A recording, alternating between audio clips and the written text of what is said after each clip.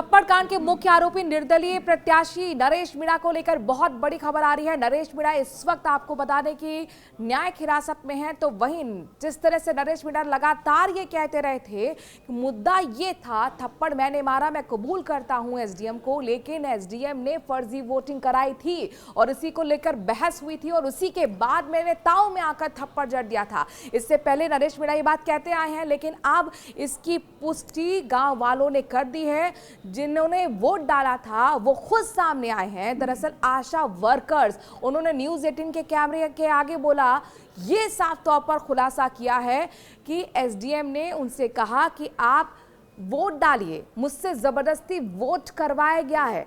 मैं पक्ष में नहीं थी, चूंकि मैं भी चाहती थी अपने गांव वालों के समर्थन देना। मेरी भी मांग यही थी कि इस समरावता गांव को उनियारा के खंड के साथ जोड़ा जाए, जो कि देवली के साथ है, और इस जायज मांग के साथ मैं भी समर्थन के साथ विरोध कर रही थी, लेकिन मुझे एसडीएम अमित चौधरी ने जबरदस्ती वोट डलवाया।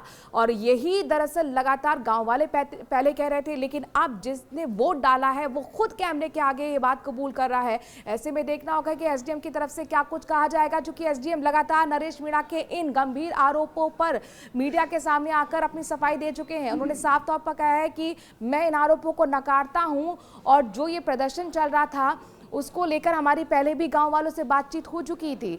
धन्यवाद प्रस्ताव तक यहाँ पर जो पत्र था वो गांव वालों की तरफ से दे दिया गया था। वो कहते कि धन्यवाद पत्र मेरे पास है, मैं आपको दिखा सकता हूँ, जिसमें ये बात साफ हो गई थी कि आगे जो आपकी मांग है उस पर हम विचार करेंगे। हमने आश्वस्त कर दिया था, लेकिन ये प्री प्लानिंग थी, ये नरेश मीणा की प्री प्लानिंग थी। आपने देखा टोंक की डीएम खुद ये बात कहती हुई नजर आई थी कि ये प्री प्लान था, चूंकि बाहरी लोगों को वहां पर उपद्रव करने के लिए बुलाया गया था।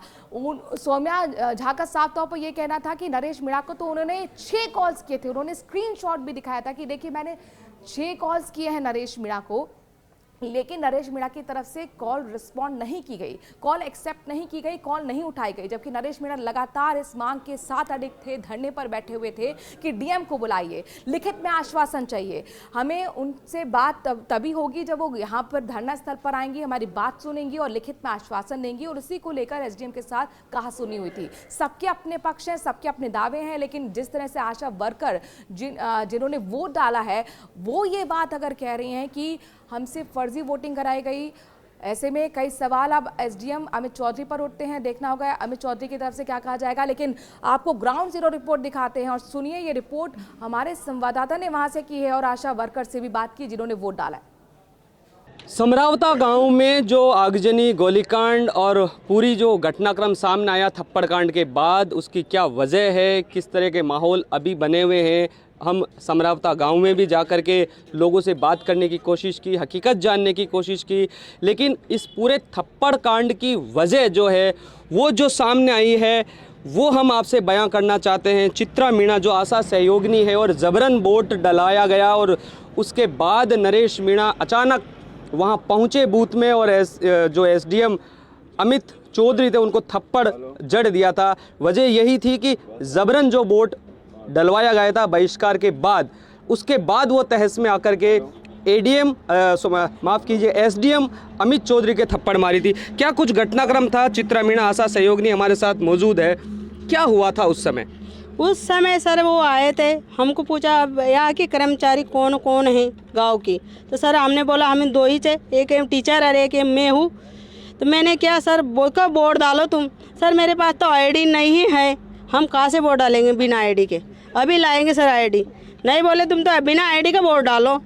तो हमने तो कि सर निकल गई थी मेरी स्कूल के फील्ड के बाहर, तब भी उन्होंने पाछे वापस बुला के मेरे को वोट जबरन बीच में ले जाके जबरन वोट डाला। और वो टीचर को भी कहा इनके नंबर निकालो।